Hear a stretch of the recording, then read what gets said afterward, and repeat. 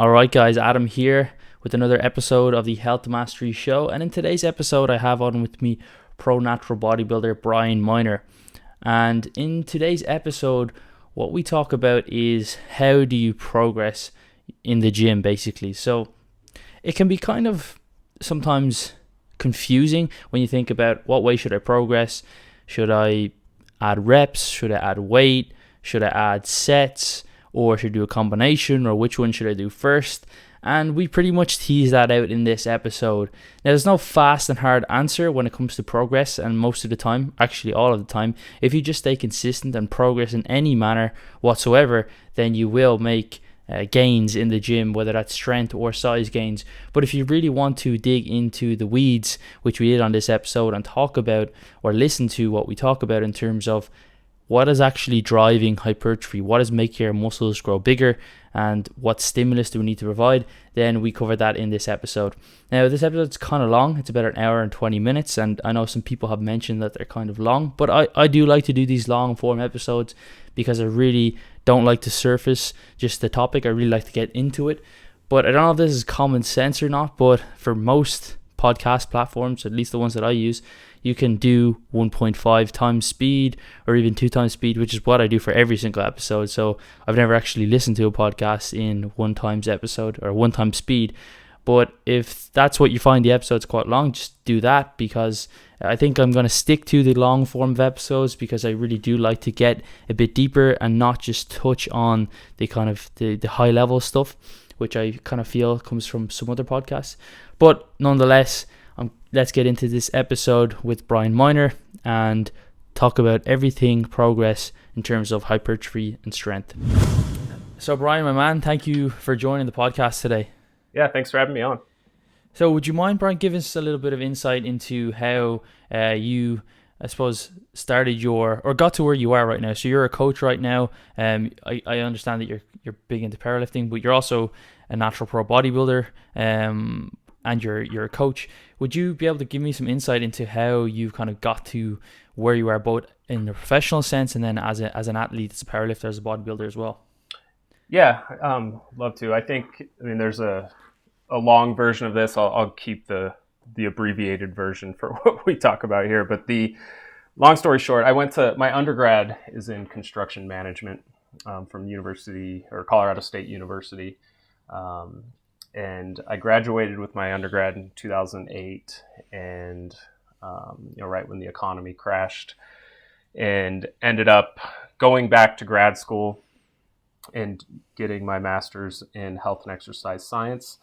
And from there, I worked as like a cardiovascular tech at a hospital before I went back to construction management for a few years while I built up my company. And at the time I didn't really have expectations to necessarily leave construction, because I had a great job there.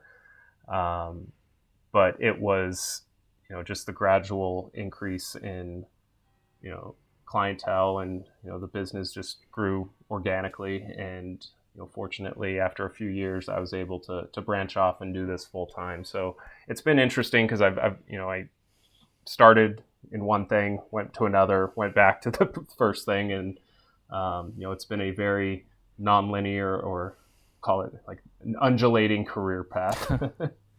So in 2011, actually 2010, I did my first bodybuilding show.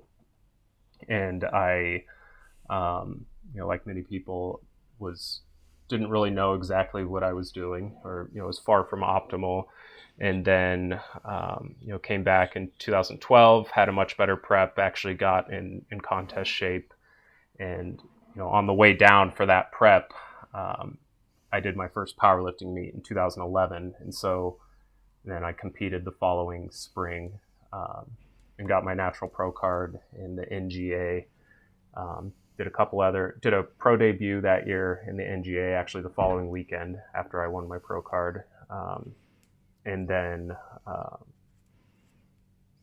I did one extra show, like an NPC natural show that season. And then I took 5 years off, and that was when I was working in the construction management industry, and I was just doing meets primarily and focusing on just an extended off season. I was in no rush to get back on the stage. And 2017, I finally prepped again and had a best showing to date.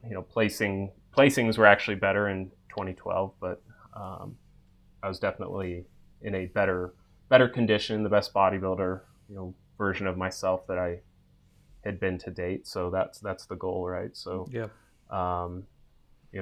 Since then, I hadn't competed in powerlifting since then. So the last powerlifting meet I did was during my prep for that season in 2017. So it's been over 2 years since I've done a powerlifting meet, and that's something that I'm looking to do hopefully this year if things keep going well. I mean, 2018 was probably one of the less progressive years of training that I've had. And then 2019, I was coming off that prep in 2017, and in 2018, just was a little bit gassed from prep. Didn't really want to compete. I mean, I was training. It just wasn't with much, direction. I feel like I just kind of held ground in terms of development. Lost a good bit of strength just from not focusing as much on powerlifting, and just kind of, was training probably 3-4 days a week, maintaining muscle. I was a new dad, so I, have a lot on my plate there. But this year things have, 2019 things started getting a little better, and this year things have been off to a great start on the training front. So, here we are. It's been a fun process.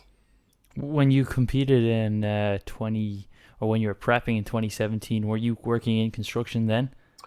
No, so I was done with construction management in 2015, in July 2015. So it had been a couple of years. Yeah. I was doing my own thing by then. I was just thinking, a manual job like that and trying to prep just don't seem to go. Yeah, I mean it wasn't construction labor. It was more the project management side. Gotcha. And the all of the paper pushing that goes behind a large construction job. So it was fortunately it wasn't too labor intensive. And it's funny, I know one of my friends here at Fort Collins, he's a very high level power lifter, and he's a plumber, and he's on his feet all day lifting stuff, and it's impressive how he can get in, not only get to the gym, but actually get in there and perform. It's body is pretty resilient, I think, once you adapt. So it's it's interesting. Yeah, I actually had a client who was an IFBB pro, and was a plumber as well, and I used to wonder how the hell could he how could he do those last weeks of prep, and doing I can barely walk to work, or well, the nice thing, the one thing it does do for you, it's helps keep your expenditure up. So that's one positive, but it's just I'm sure days you don't even want to get out of bed, because it's just that I'm sure you've experienced this. Just it's you feel like you have cinder blocks on your feet, but you're dragging yourself along. It's like one foot in front of the other. But Brian, one of the main reasons why I wanted to have you on today was I actually listened to you speak on a few other podcasts kind of around this topic, and I don't think you're the only person to look at how to progress in the gym this specific way, but it's I won't say it's unique, but it's definitely a different way. So I remember when I first kind of started training, which probably would have been about 11 years ago or so, but really started to kind of look at evidence-based, or at least I found Lane Norton, who was kind of, I suppose, science #, and he was always talking about, progressing volume, and the reason why his workouts were so long is because he's, a pro natural bodybuilder, or at least he had the muscular mass of somebody who's at that level, so he needs to be training for that long. And that made sense to me. You got to always be making progress. You got to adapt, and you adapt to new stimulus, or your adaptations of muscle growth are due to those heavier stimuluses or greater load, and then I started to think at some point, like, well, what happens when you're like, in your 40s or your 50s? Like, do you just have like 4 hour long workouts or 5 hour long workouts? And then Yeah. I suppose more recently, well, when I say recently, about 5 years ago, and at this stage, some meta analysis from Brad Schoenfield and a few others. I can't remember who else was on the paper, but they looked at some of the different rep ranges in terms of purely for hypertrophy, and looking at higher rep ranges versus lower rep ranges, and kind of concluded that it doesn't really make a whole lot of difference once you go at least close enough to failure in terms of hypertrophy when you match the number of sets. But when we're looking at overall mathematical volume, or the amount of poundage, so weights or reps by sets by absolute load, the ones doing the higher amount of higher amount of reps, obviously lighter weight, actually did a lot more mathematical volume when you look at it. So Right. It doesn't really just seem to be like, oh well, if I lifted a total of 1,500 kilos for this workout or this week, then next week all I have to do is lift 1,505 kilos. And I've even seen some spreadsheets like that like coaches have developed in the past or whatever, and it actually calculates out your total mathematical volume. But Right. at least from what we know now, that it's not necessarily just mathematical volume. And we spoke a little bit about this off air, and even I spoke with Mike Isertel before on this, and he was saying, well, you could actually do something like, let's say you're doing like a leg press, and then you're doing like leg extensions. Obviously leg press is a lot higher poundage, you lift absolute more weight than like a leg extension. Right. But if you were to, like, say, switch your leg extensions before your leg press, you would actually cut the amount of volume or the amount of weight that you can lift on the leg press drastically, thus reducing overall volume. But it doesn't necessarily mean you're going to get more stimulus. So the question really is, how do we continuously progress? Is it just, when people say, well, you always need to go progressive overload, what does that even mean? And do we need to always be adding weight or adding reps or adding sets to continuously getting bigger? Yeah, there's a lot to unpack there. Yeah, I talked for like 5 minutes straight. No, it's good. I think, ultimately it comes down to, the concept and sort of the topic that steers this discussion is progressive overload and how we define that. And, I think we've all probably heard the story of, Milo of Croton, the Greek wrestler that picked up a baby calf, and, as it grew into a bull, each day he picked it up, and, as it got bigger, he got stronger. And so, that's how I was introduced. I remember in like my undergrad to,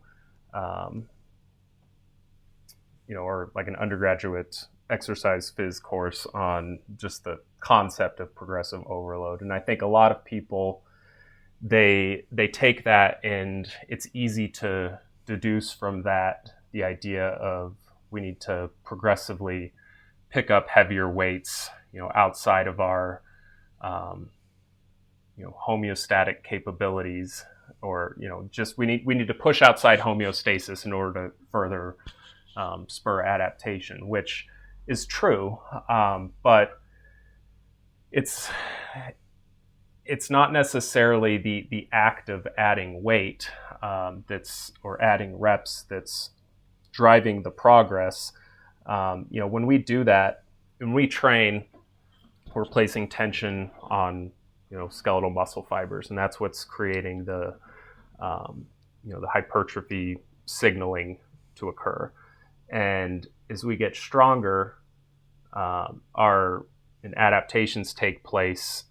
That ceiling that capacity increases, and we have to keep pace with our adaptations by performing more weight, by performing additional reps. And so think of it as, there's this capacity to perform, and then there's this range below it, which is, an adaptive, everything from the adaptive threshold and above. Like anything that we, it's an amount of volume between your minimum effective and your maximum recoverable. And as long as we're in that range, we're placing that stress where we need to place it, and having forward progress. And so it's not so much, it's both the fact that we're, yes, we do need to increase stress over time in order to continue progressing, but we need to do that in order to keep pace with our rate of adaptation, if that makes sense. So when you mentioned, just gradually doing more and more, it's like tonnage, mathematical volume isn't really, that doesn't really speak to the amount of tension on the skeletal muscle level. Like when you look at, increasing motor unit recruitment, as we approach failure or with heavier loads, we need to have sets that are sufficiently difficult in order to have an adaptive effect from them.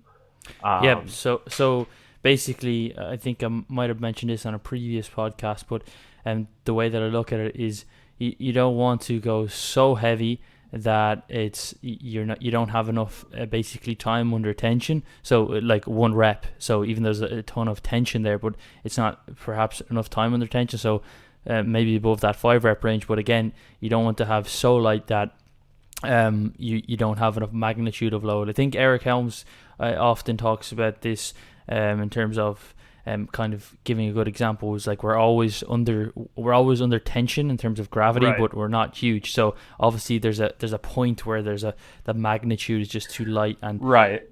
And if you look at like the size principle, and we recruit more muscle fiber, or increase motor unit recruitment based off of force demands.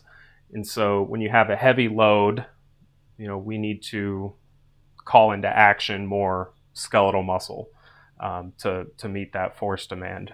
And at the same time, as we fatigue, then we have to increase motor unit recruitment to kind of pick up the slack, and those lower threshold motor units start to fatigue, and we have to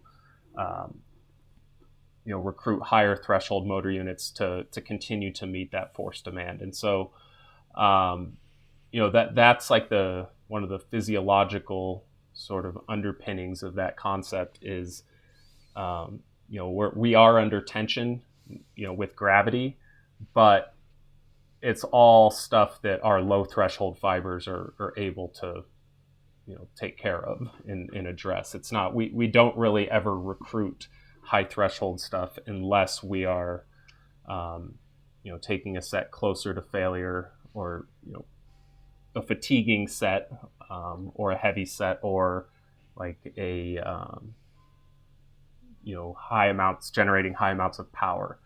And, like plyometrics will increase motor unit recruitment, but you're not placing a lot of tension on those high threshold fibers necessarily. It's just more that they need to be called into action to produce force at that rate. So all of that has, I think that explains some of why, there needs to be a certain amount of demand in place. It's because of the size principle. So essentially, you can't go into if you can curl or you can bench press like 100 kilos for 10 reps. If you go in and just do 30, or you do like 30 kilos or 40 kilos and just do 4 reps, like you're not going to be able to recruit all your muscle fibers, because the proximity to failure is not, Mm-hmm. it's just not close enough. Exactly. And it's like, you've probably heard the example of, like 3 sets of 10 with 100 kilos versus 10 sets of 3.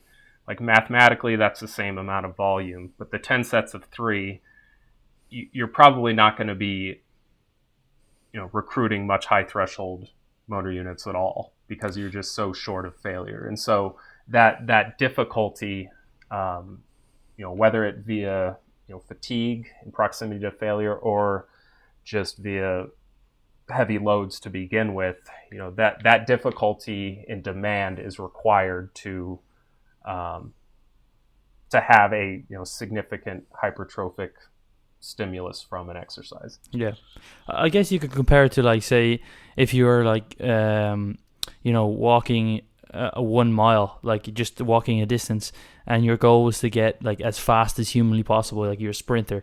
You could walk that 1 mile, or else you could do like 10 interval bursts of sprints and then slow down and stop, and it's the same distance, but Exactly. one's gonna have a higher impact on your overall your speed, even though you're both covering. So it's not just you gotta look at it as a multifaceted approach, with not just one parameter that affects it. And I think that's probably where people simplify too much, where it's just all that's important is mathematical volume.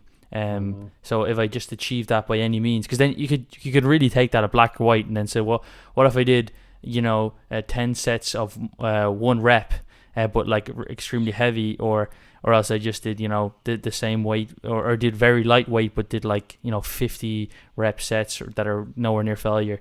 You could it's pretty easy. You just all you have to do is have some basic knowledge of maths to just make different equations to equal the same overall number. Well, and there's really, I mean, if you think about it, I guess critically, and you think, why would our body respond based off of mathematical volume? Like it's like a percentage, like 1 RM, programming with different percents 1 RM. It's not the percentage that's inherently causing the adaptation. It's the imposed stress that, comes with that percentage, the stress that imposes, on a biological system.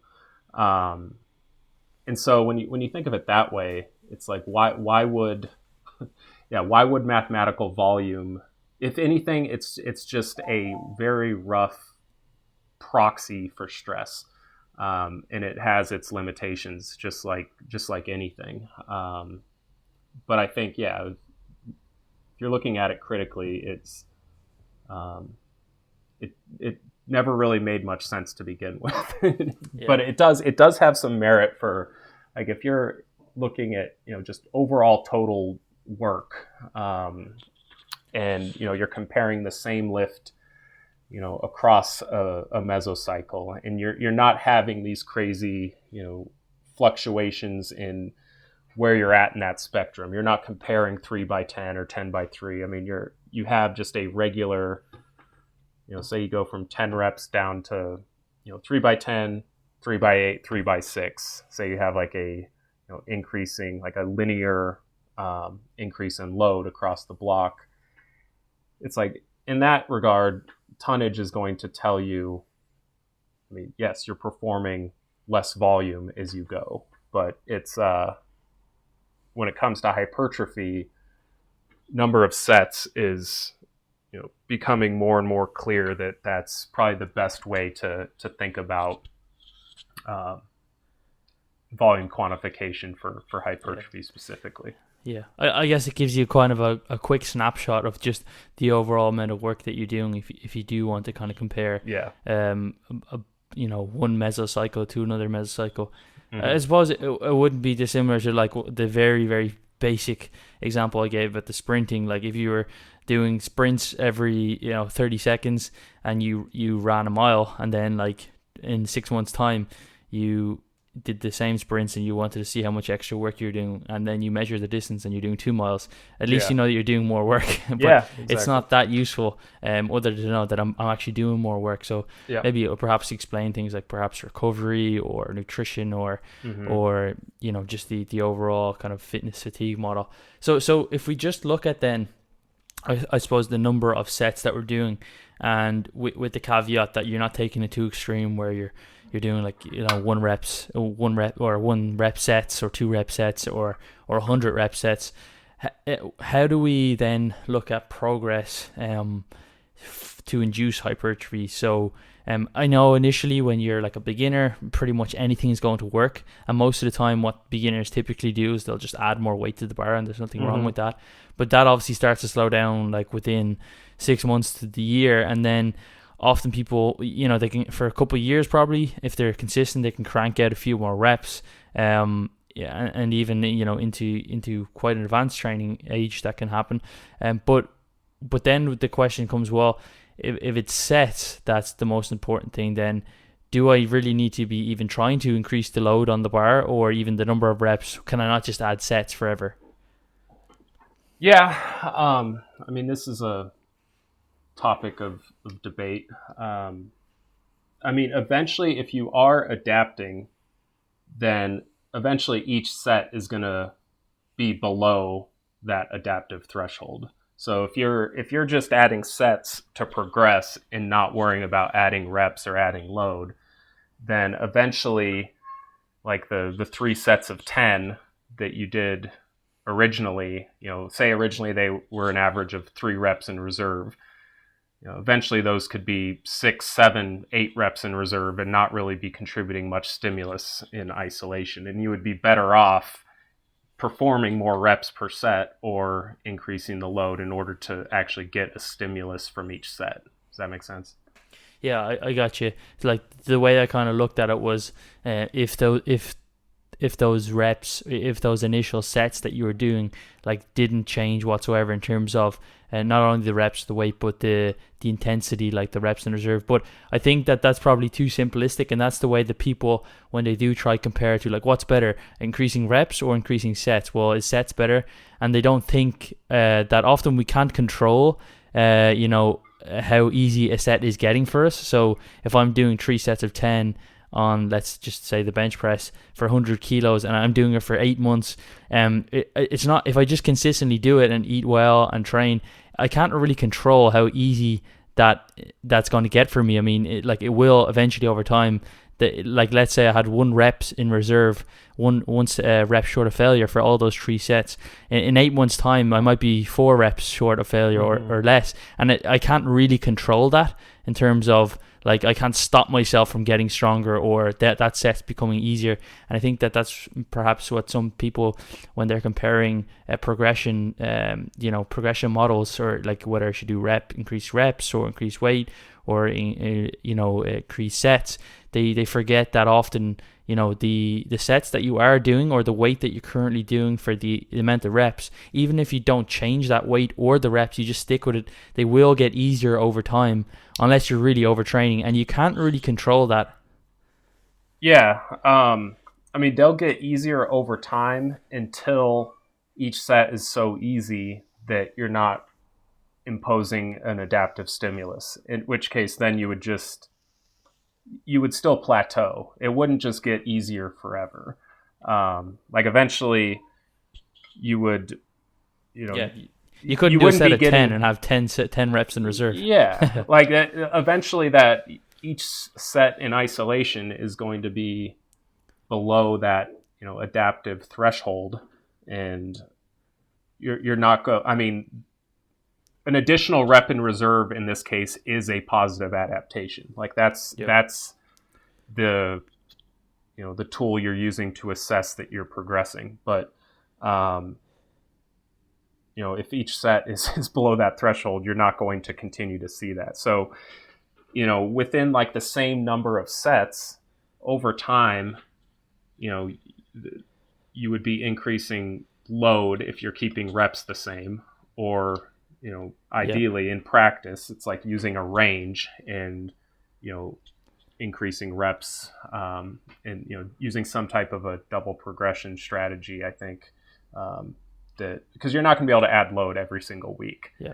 Um, So for example, when we say like the effective, the effective range of intensity, you would agree with me saying that it's all the way from like failure, obviously training, taking a set to failure, down to say maybe 5 reps in reserve. Probably at least that's what the literature shows right now. I don't usually train that far away from failure, but probably that's probably an effective set, right? I think that's in practice a good recommendation. Yes, I think there's been. I don't think there's a hard cutoff where anything below 5 reps in reserve is not contributing any to growth. I don't think that's the case, but I think eventually that's the case. I don't know if it's at 5, but I think it's not like an on-off switch. It's a scaled, is each rep you perform, the stimulus per rep is increasing, and then it sees like a once you're getting full motor unit recruitment, which for most muscle groups is 80 to 90% of 1 RM, or for most exercises. And granted, you have to then look at individual muscle groups within those exercises, but let's say, and I would have to look at this study again, but let's say like a squat at 80% 1 RM, every rep with 80% and on is, from the first rep on, is going to be recruiting all your motor units in, for that muscle. You may be able to perform, depending on the person, anywhere from 6 to 12 reps with 80% of your max. So you can still be getting full motor unit recruitment and be well shy of 5, or with much more than 5 reps in reserve, depending on the exercise and muscle group. But I do think in practice, I think most people are somewhere in that 1 to 4 reps in reserve most of the time anyway. So I think it's kind of splitting hairs, arguing where the threshold is when you're likely above it anyway.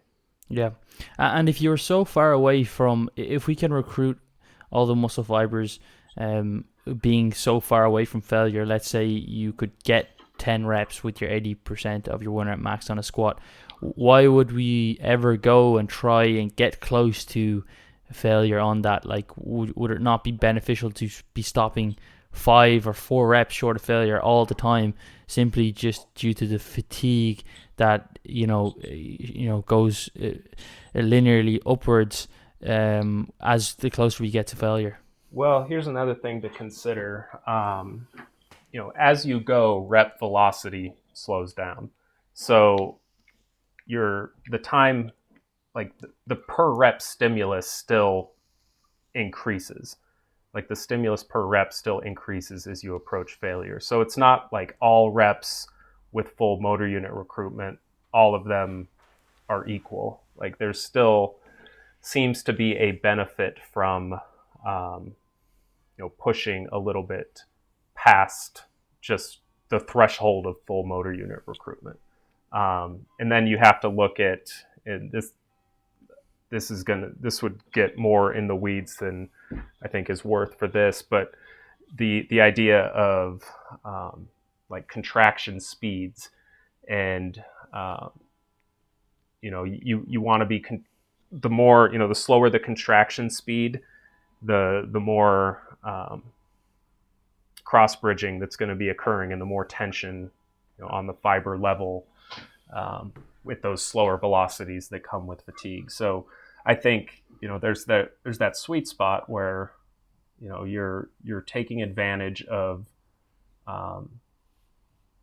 pushing to where the stimulus is appreciable, but also managing fatigue set to set. Like I think if you're leaving 4 reps in reserve on a set of squats, Like, I don't really think you're going to be burying yourself as opposed to leaving, 6 or 7. Like, you're still managing fatigue pretty well at that point.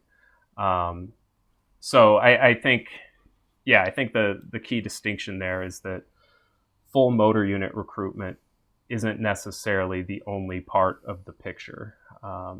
It's full motor unit recruitment in conjunction with, rep velocity that starts to increase the stimulus or a decrease in rep velocity, increase the stimulus on a per rep basis, at least Gotcha. theoretically. Yeah. So to kind of make a very simple example, if I was if I had a training plan that had just 3 sets of 10 and of like, again, let's just say 100 kilos or 220 pounds, and I was training, and all my all those sets were say 2 reps short of failure, and I'm young enough, I'm like in my 20s, and I want to progress and get bigger over my whole training career. Do I need to increase how do I improve increase my volume or progress over time? Is it through weight, or is it through reps, or is it through sets? Do you think that it's better to try one form of progression first and exhaust that, and then look to another, or do you do all 3 in unison? I know that we mentioned, I said we talked a little bit about Mike Isertel. I know that the way he likes to do it is to pretty much push all 3 up in each mesocycle before kind of taking a deload and then repeating. What do you think is actually driving the adaptations here? I mean, I think what's driving the adaptations is, overall mechanical tension. And I don't think, just because volume is more correlated with hypertrophy than load. Like the meta-analyses that we have available looking at volume looks at, volume, within some range across like the total volume across a mesocycle, but it's not really looking at volume progression week to week. So like just because volume's more correlated doesn't mean that should be like number of sets should be the primary variable that you're manipulating. Yeah. Just before you go on, I just want to mention that when you're talking about volume, because this kind of confused me a couple of years ago when people they use volume interchangeably, but when you're talking about volume, you don't mean overall mathematical volume, you mean volume by number of sets. Yeah. Yep. That's a good clarification. So that's most closely related to hypertrophy, but it's not that important. Is that what you're saying? No, I'm saying volume is important. I'm just saying the meta-analyses that we have looking at volume and its association with hypertrophy that show a strong correlation. It's looking at total volume across the study duration. It's not looking at volume increases on a week-to-week basis. So it's almost... Gotcha. I mean, it's not. You know what I'm saying? Like it's showing that association. Yes, it is over time more associated and a stronger predictor for hypertrophy, but that doesn't automatically mean volume should be the primary variable that's adjusted on a week-to-week basis. Yeah, you mean that we can't extrapolate that to like a 20-year period and say that, well, because volume or number of sets was the most closely associated with hypertrophy, it means that now at the age of 20, 21 or whatever age somebody is, by the time they're 45, they're going to be needed doing 7 times the amount of sets or 25 times the amount of sets. Yeah, exactly. And also it's as you adapt and get stronger, you're like there's opportunity within each existing set to increase the stimulus. So it's like, why not capitalize on that before you consider adding, significant number of sets? Because if you're progressing, like progression is reassurance that overload is likely occurring anyway. If we're using performance as a proxy for hypertrophy, over time, across a mesocycle, if you're getting stronger with an existing amount of volume without, escalating your volume across the block, if you're continuing to add additional reps, at the same RPE with the same load, and you're, increasing rep strength or, adding load, that's telling you that there's positive adaptations occurring with the existing volume, and that you don't need to add volume on a week-to-week basis. And I don't think the argument is necessarily that you need to, but that the proponents of adding sets every week, I think it's the argument that that's more optimal. And I would argue again. I think I don't agree with that necessarily. I think one of the idea of MEV, like the minimum effective volume, and then MRV, there's that sweet spot, which I think they term like maximum adaptive volume. And we know, looking at, there's research that shows, more volume isn't better. There's definitely a sweet spot there. And so even though volume's correlated with, higher volumes are correlated with more hypertrophy compared to lower volumes, it doesn't mean that the highest volumes are the best. And we see that in research where it shows like middle ground, ranges outperform the low and the high end volume prescriptions. So there seems to be like an inverted U relationship with volume and hypertrophy. And, that's essentially in the middle. You start a mesocycle, and conceptually that's like in the middle of your MEV and MRV. You follow me so far? Yep. Okay, so if that number of sets, let's say it's 15 sets for a given body part, if that number of sets is where you're getting the highest return on investment, then I would argue you could spend the majority of your time in that range without increasing sets further, or starting below that and increasing sets further. Because going from MEV to MRV is sort of based off the assumption that MEV is increasing to a degree that necessitates the need for an additional set to maintain the optimal stimulus. Does that make sense? Yeah. So, do you think that then, if you find, let's say, if we're going to go off basically the research between like 10 and 20 sets or something. So if you find a number of sets per body part per week, let's say it's 12 sets or something like that for chest, and you're getting reps or either increasing weight on the same lifts and the intensity, meaning that it's the reps, the lifts aren't actually getting harder. You're still like 2 shy of failure, 3 shy of failure. Mm-hmm. That you should just basically milk that for as long as you possibly can. I don't see why not. Because you're achieving an overload stimulus there. We know there's an inverted U relationship, and it's possible to do too much. And so if you're getting progress, then, say you're getting progress at the beginning of the mesocycle at MEV, if you're starting at MEV, there's no way to really guarantee that you're going to be getting progress at the end, at MRV. And that's the thing. Like, if you think of an inverted U relationship, like plotted on an XY axis, and MRV would be where it crosses back over the X axis on that right side.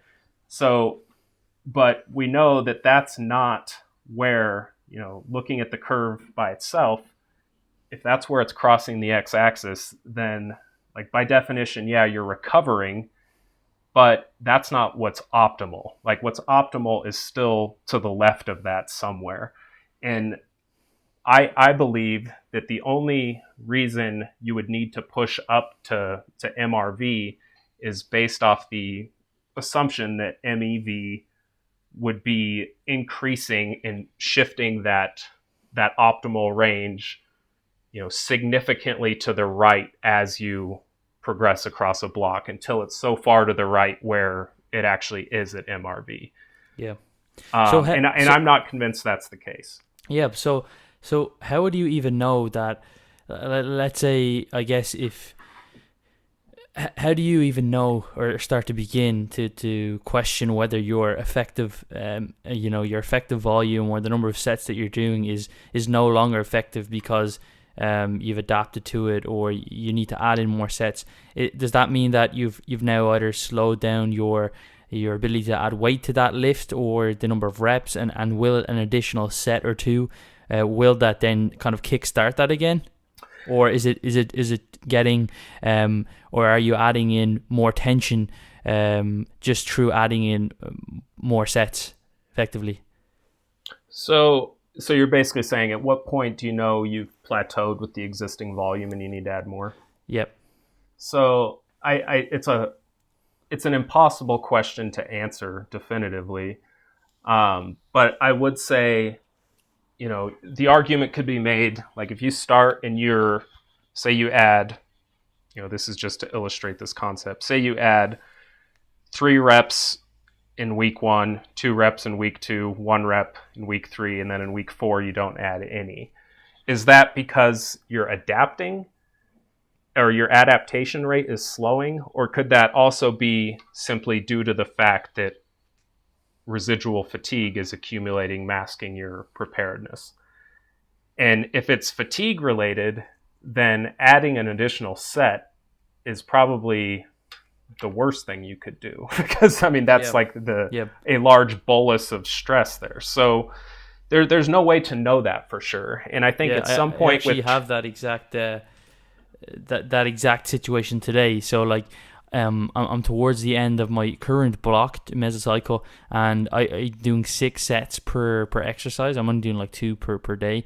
But I know that my weight, some of the reps on like my consistency of maintaining higher reps is dropping throughout the sets, and it's not, I don't think, well, maybe next week I'm going to add 7 sets. It's definitely the fatigue element of it. Yeah, exactly. Because I'm not used to lifting so much. But so, sorry, what were you going to say about then, if that's not the case, how would you then if it's not the case, like if it's, there's no way to know.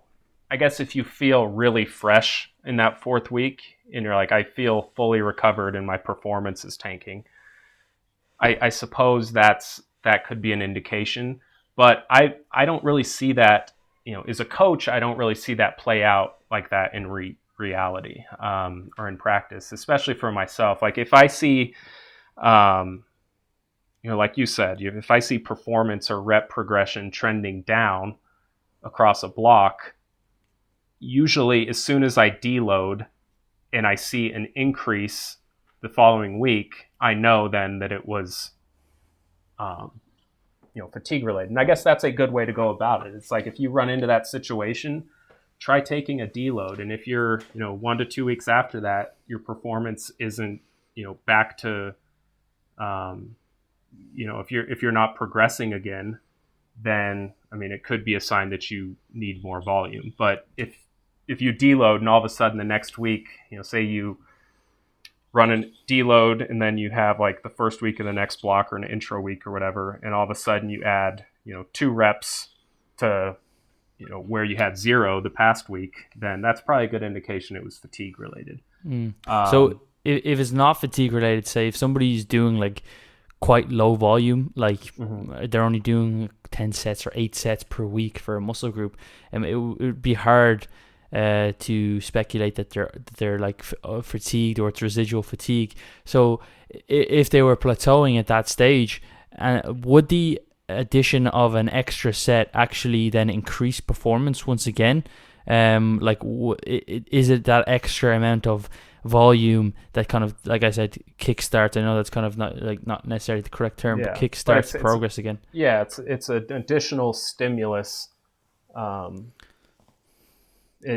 to the equation, which, you could be below your adaptive threshold, and adding that additional set could push you into that, adaptive range. And I think that's a big key here is, there is a range for adaptation. And this is something I listened to a podcast, Stronger by Science podcast with Greg Nuckols and Eric Trexler the other day.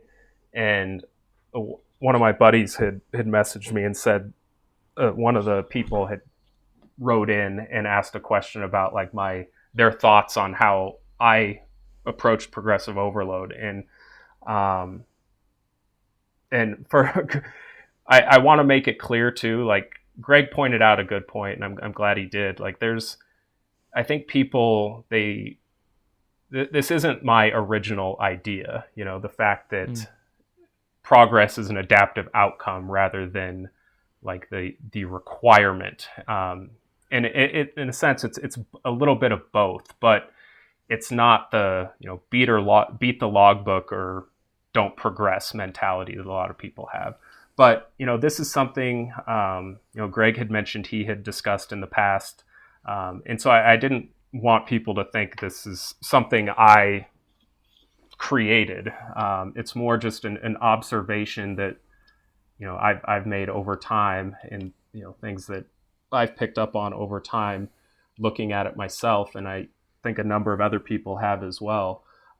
But one thing that he had mentioned that I really liked his take on it was, he had said he doesn't really like the term progressive overload, but more the term, subadaptive, adaptive, and maladaptive stimulus.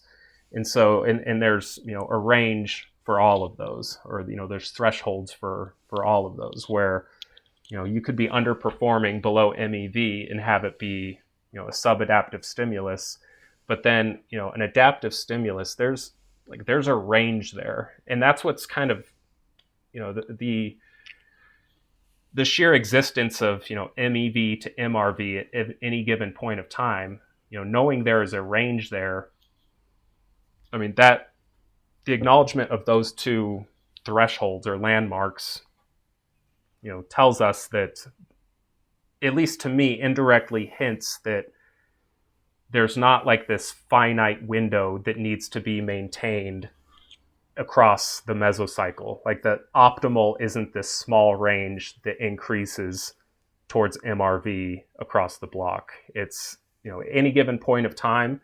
Like I think you could have a block that potentially goes in reverse order where, say you start, say you have an intro week and you work your way up to, or actually let's say you have a block where, say it's 6 weeks long, and the first 2 weeks you work up to, the top of which you believe is your optimal volume range. And then after that, you actually start tapering volume away. And this is something that I do with a lot of like powerlifters that I work with in some of their volume blocks, is their peak volume will actually be about 2 weeks in. And then their volume starts to taper off as intensity sees a more assertive increase in the second half of the block. But just because volume's tapering off and say, the total tension per set, or we'll say the overall hypertrophy stimulus may be going down across the set, it's still conceptually above MEV, and they're still making progress, even though they're doing less, on a week-to-week basis in the second half of the block. Does that make sense? So as long as you're anywhere in that range at any given time, you're providing an adaptive stimulus. And I like how Greg termed that, because, or not necessarily the range, but categorized a stimulus is, or subadaptive, adaptive, and maladaptive. And that sort of shows, that there's a spectrum, and progressive overload is simply the adaptive part of that. So when you work with people, why do you actually increase their volume through number of sets if you could simply just, like I said before, milk the increases in reps or increases in sets, or sorry, increase in weight or increase in number of reps, why would you then add in number of sets? Honestly, I don't really use that very often, unless I'm going from, well, first off, like the MAV, or we'll say just the optimal range of volume. Yep. Like that is influenced by a lot more than what you did the previous week, that, or the previous microcycle. I mean, that has significant, and I would say, stronger, it's more strongly influenced by acute variables like sleep, nutrition, stress. Things like that are going to impact where, optimal falls, the nature of the training itself. So, when I think of optimal, like the research we have available, like a rough sort of, foolproof takeaway. Well, I shouldn't say foolproof, but, we know that sets per body part, somewhere between 10 and 20 for most people seems to be kind of the sweet spot. There's going to be exceptions to that, but, sets per week, somewhere between 10 and 20. So we'll say anywhere from like 13 to 17, we'll say is, where they like to hang out most of the time. I may have somebody like run a 2-week like ramp up phase to what I would consider, or I hypothesize is their optimal amount. And then I might just keep it there until we deload. And so when I'm increasing volume across like when I do increase volume in a block, it's usually on my way up to what I suspect is their MAV or their optimal amount, rather than going from, going past that or going all the way to MRV. Because I don't think there's much benefit in, this is my opinion, of course, and I have a tremendous amount of respect for Mike and the information that he's brought forward, but that is one thing I question is the benefit of pushing all the way up to MRV, rather than staying a little bit more in the middle. And I think a lot of it boils down to, how quickly does that adaptive threshold or MEV progress across a block. And in those cases, I think you have to turn to performance and use that as a diagnostic tool to assess if you're achieving an overload stimulus or not. Yep. And eventually you have to just kind of one thing I've noticed working with people is, and I'm sure hundreds of coaches have noticed this, is number of sets, like it increases a little across a training career, but I mean, I know personally, like I would consider myself at this point like an advanced trainee, and there were times in my early career where I was doing more volume than I'm doing now, but I'm still making progress now. So it's not like the idea that training stress needs to or volume needs to increase over time. I don't really like that statement because one, it depends how you're quantifying volume, but even if it's number of sets, I don't think that's to the degree that most people think. And when it's easy to expect that to be an astronomical number when you are looking at models that are progressing it on a week-to-week basis. Now, deloading is the way around a lot of this, because once you deload, you're then able to, I know like Dr. Mike's model, it's not like he picks up where he left off and then continues to ramp it back up. It's like you cycle the volume, and you start back at your MEV the next block.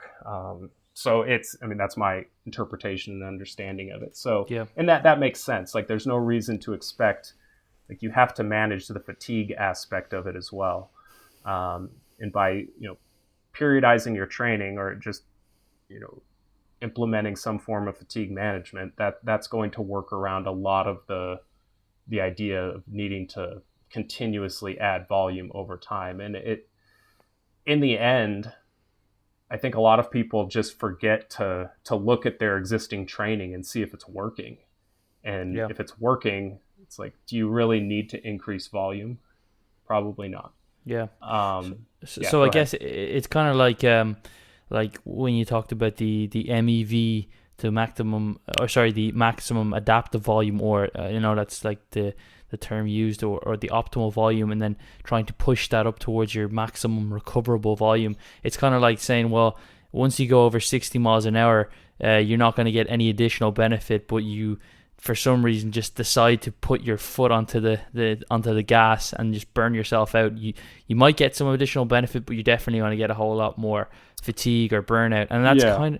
it's kind of what I'm actually feeling personally. I'd never really try to push up my volume by sets, usually because I actually didn't really enjoy training throughout my training career. Like training much longer than an hour or 90 minutes, and I just didn't want to be in the gym, so I never really added more than say 4 sets per say some muscle group. I mean per exercise, and maybe no more than really like 16 sets per week. But this last few months after my last contest prep, I decided to just give it a go, and I'm really feeling like really wrecked, like beat up at the end of every mesocycle, where it's like, am I really getting any like additional benefits from this? I don't know. Like I could barely walk today from my quads being so sore.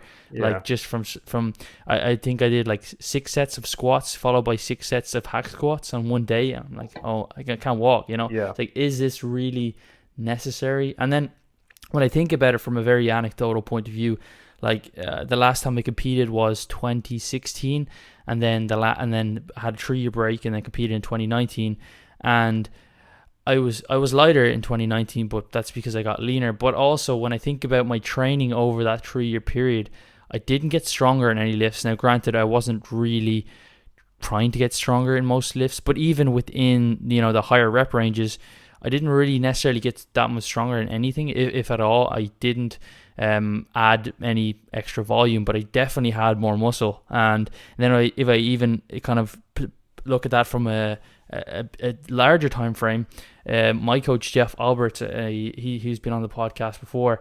He started training when he was like 17, and he was talking about his volume, and now he's 48. He'll be 49 soon, and I don't think his volume or even his strength is that much higher. So I'm trying to think, what's going on there? Well, I think Jeff is a great example of somebody who has gone from a novice to an elite level bodybuilder, and you don't see, and he's still progressing, and he's not handling. I think there's some exercise or some muscle groups that are probably getting 10 or less sets per week. I mean, it could be mistaken, but he's kind of known as the low volume guy. And the fact is I think he's a good case study of somebody who, like, the quality of his volume is high. He's prioritizes technique, and he is he's not a power lifter, but he is getting stronger in terms of his accessories and rep progression, and I mean that's going to be what's most correlated with hypertrophy anyway, rather than like an increase in 1 RM. Is just the volume that you're doing is with higher loads over time, and I think that's he's doing that, and I don't think the number of sets changes much. Like your optimal volume range, on an average day from beginner to advanced, I don't think that's, maybe 1 or 2 extra sets. I don't think it's, I mean, this is me just kind of just giving a random number, but I've noticed that plenty of advanced athletes aren't training with any more volume than they were in their intermediate stages in terms of number of sets, but they're stronger. The stimulus per set is still higher because they're handling more load. Yeah. So you basically think that you don't necessarily need to be always increasing your volume over your career, but no. you like if you don't increase your volume, or you don't increase the weight that you're lifting or the reps throughout your career, then you won't make progress. Would you think would that be I think too simplistic? I think you'll maintain. Okay. I think if you're, the thing is in order to continue to progress, you do have to have an overload stimulus is not synonymous with doing more than you did the last session. An overload stimulus is just getting to, an adaptive threshold within that session. And, what you did, that is not predicated on what you did the prior session. But over time, you do need to, as you adapt and you have a increased ceiling for performance and an increased capacity, you need to, that line, that adaptive threshold is increasing, and you have to keep pace with that by doing additional weight or doing additional reps. So doing that stuff is necessary in order to maintain forward progress over time, but it's not on a session to session basis. It can be over, a longer period of time. So if you are stalled per se, which most people think, for a number of weeks, maybe at a certain rep range and also a certain weight, it may not necessarily mean you may not on paper be making progress, but you're still getting above that effective threshold to be stimulating muscle protein synthesis, and ultimately it's not always about I got to beat the logbook, because if you get into that mindset, it's you can kind of get ahead of yourself and form can break down, etc. Yep. And you see that all the time. You see people who, in a quest for beating the logbook, or, there's significant form breakdown. And it's almost as if they have the mentality. It's as soon as I hit this rep, my body is going to know and register hey, this is one more rep than we did last week. Let's go ahead and grow now. It's not how it works. That's what Arnold said, I believe. It's the last two reps that count. Yeah. But yeah, I think, when it comes to progressive overload, I had mentioned Greg's way of thinking of it. I like that a lot. But, I did a presentation on overload at the JPS seminar in Australia this summer, and the way I defined it there was overload is achieving a sufficient stimulus to spur some positive adaptation. Progressive overload is the observation of adding load to the bar as a result of those adaptations. It's the observation of keeping pace with your rate of adaptations. So we should be trying to chase overload, and then on a longer scale, progressive overload. Yep, exactly. Yep. That's one way to think of it. Because eventually you are going to need to do something in order to. Otherwise, you're going to fall below that adaptive, target each session. Yeah, gotcha. So and then one final question for you, Brian, and that is, I know that people, when let's say they are doing some form of training where within the mesocycle or from mesocycle to mesocycle, they're adding in volume by adding in more sets. There's almost often a fear where it's well, I can't go back now. I've crossed this threshold of now my body is adapted to this new amount of volume. So really all I could do is add more volume. But can you talk a little bit about, resensitization to volume and how that works? Yeah, I mean, I think it's I think it's as much as resensitization as it is just there's a range there to begin with. I think a lot of people, the reality is that no, you have not adapted to that much volume and have to like resensitize in order to, be able to make use of lower volumes. My argument, since that would be the case if MEV was pushing the curve to the right throughout the block. But since I think, MEV does increase a little, because you are having to, add additional reps, additional load, to keep pace with your rate of adaptations. So since MEV is still likely behind what you're doing, I think it's just an irrational fear that people have more than anything. And I think when it comes to resensitization, it's more, just deloading, dropping residual fatigue, and having a greater preparedness and ability to, achieve an overload stimulus with, lower amounts of volume. But in reality, I think it's probably a little bit of a combination of both. Like, yeah, I think once you bring volume down, there probably is some, resensitization in terms of, anabolic pathways to a given, a lower given amount of volume. But I think my primary argument is that you would be misled if you thought that, there's no going back once you've achieved this amount. Once you've performed this amount of volume, you can't go back. And like the same concept, you see this in contest prep too, where someone is like, I want to save the cardio until I need it, or like I don't want to cut calories too soon because then when I plateau, I won't have anywhere to go. And it's like, well, you would have ended up in this position no matter what. There are some adaptive there's certainly, metabolic adaptation is a real thing, but there's still a range there of effective intakes and effective amounts of, cardio that you can do.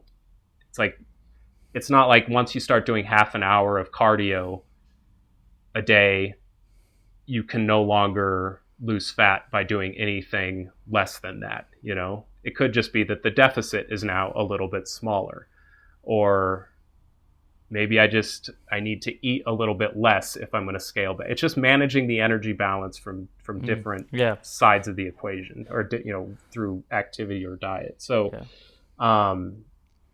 so it's somewhat of a related variable, but to your point, go ahead.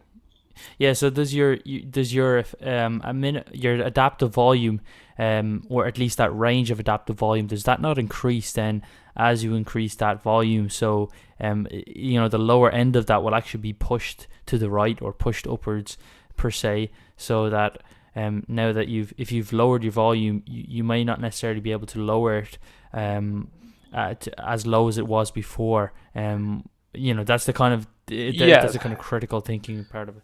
Yeah, well, I guess that's what I'm saying is it, you couldn't go back to what you started the block with in terms of sets and reps and expect the same amount of progress from that. But that's because your adaptations would be allowing you to do, this is hard more to explain reps and verbally. Sets or more weight. So like your existing sets, you would be underperforming below your capacity, below that threshold. But I don't think, I think there's no going back now once I add a set. I mean, no, there is. You can go back probably at any point you like, to a reasonable degree. And I guess like the question becomes, what, physiologically, what would have to be occurring for you to need to increase, like, what is causing MEV to have to increase that much to justify needing additional sets to maintain, that adaptive threshold? And, the answer to that when it comes to hypertrophy is either there needs to be a much lower synthetic response to the same amount of volume, or like breakdown increases significantly. And it's likely on the synthetic side, and I'm not sure there's really any, to my knowledge, I haven't seen anything to indicate that it occurs on that time scale. Like anabolic sensitivity changes on a week-to-week basis based off of, changes in volume. Yeah. And to my knowledge, there's also been no research that's compared like a fixed number of, going from 10 to 20 sets across a block versus 15 across the entire block. You know what I mean? Like that compares the block average versus working up. Yeah. I don't believe there's a study that shows that. And I think if there was, the differences would be so minute that you wouldn't even notice it. Yeah. And I think, so it's almost like when you reduce your sets again, let's say if you're doing a ton of sets and then you reduce them back, and you've come across this like 8-week block or a couple of blocks of training, that even if you do go back to what you were doing in terms of the number of sets, you're now going to be lifting more weight at that number of sets or doing more reps for the same weight. So the stimulus is now higher than it was 8 to 6 weeks ago or whatever. Exactly. Yeah. And one thing you had mentioned, and this is largely theoretical. I don't know if this is the case, but something interesting. So you had said you think the results would be negligible, and you may be right.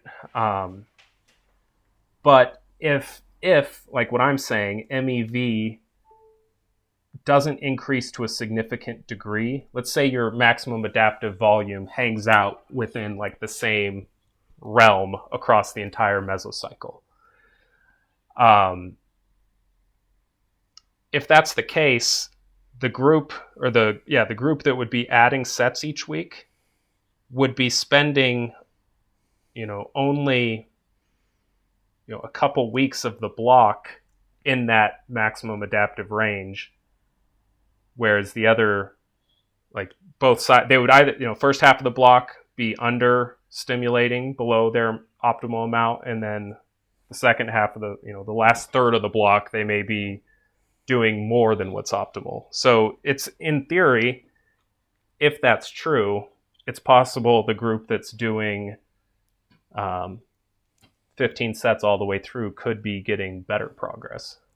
Does that make sense? Yeah, it does, and it kind of makes me question whether it's even a good idea to start people at a maximum or a minimum amount of volume, or just kind of throw them in the mid range and see how they fare.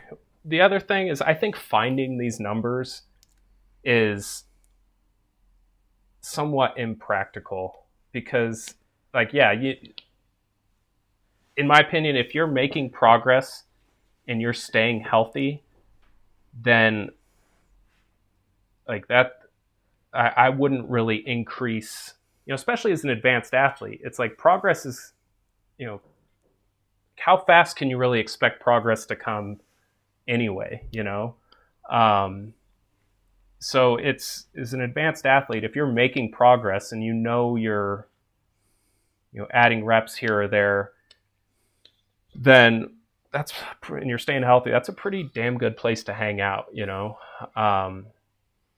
So like, I think finding these landmarks, like once you add in all of the acute variables that can influence these, I just feel like it's, I don't know. I think it's less practical, and knowing where you stand at any given point in the block, like that can be changed within a day, based off of stress and sleep and everything. Yeah. So there's too many moving parts, in my opinion, for me to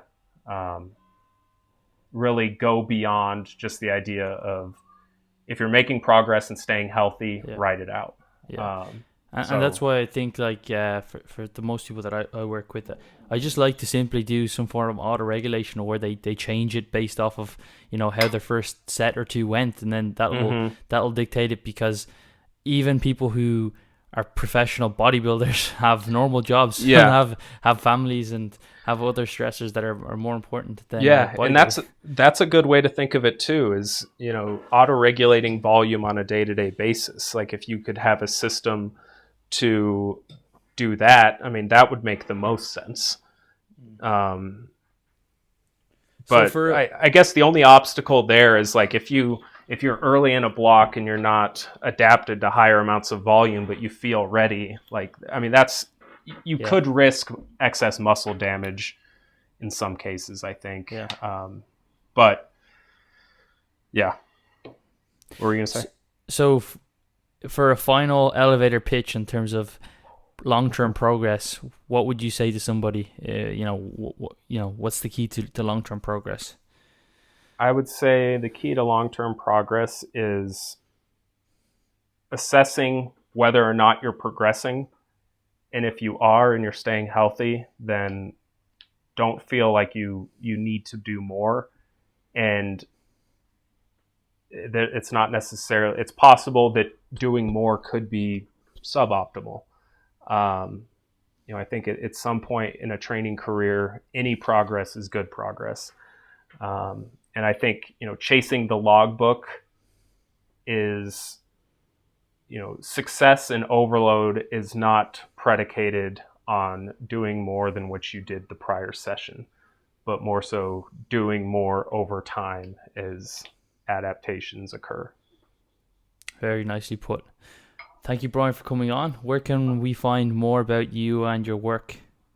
You can find me on Instagram at bdminer, and then myojournal.com is my website, and you can read some of the articles I've written there, as well as the information on coaching. And then I also am fortunate enough to work with JPS Health and Fitness in Melbourne, Australia, and they have an online trainer and coach mentorship program. And it's myself, some James Krieger, actually Dr. Mike, they're some of the other contributors to that. Jacob Skepis, Lyndon Purcell, off the top of my head, but it's a great, if you're a coach or trainer that's wanting to, further their education, in multiple areas, both in terms of nutrition, program design, and the business side of things, it's a great resource as well. So. Awesome, man. Well, once again, thank you so much for coming on. Yeah, thanks a lot, man. So that was a great episode, at least in my opinion, and thank you so much if you have made it this far. I spoke with Brian quite a bit after we stopped recording, just because I could talk about this topic for such a long period of time, but obviously for the sake of one single episode, I want to keep it short enough. And I really like the way that Brian thinks. He kind of thinks outside the box. He's a critical thinker. He challenges his own beliefs, and he really tries to understand the mechanisms of what's driving certain results. So if you did enjoy the podcast, please do leave a rating or review or subscribe, or wherever you're listening to this, whether it's YouTube or any of the platforms. Please do that, because it does help.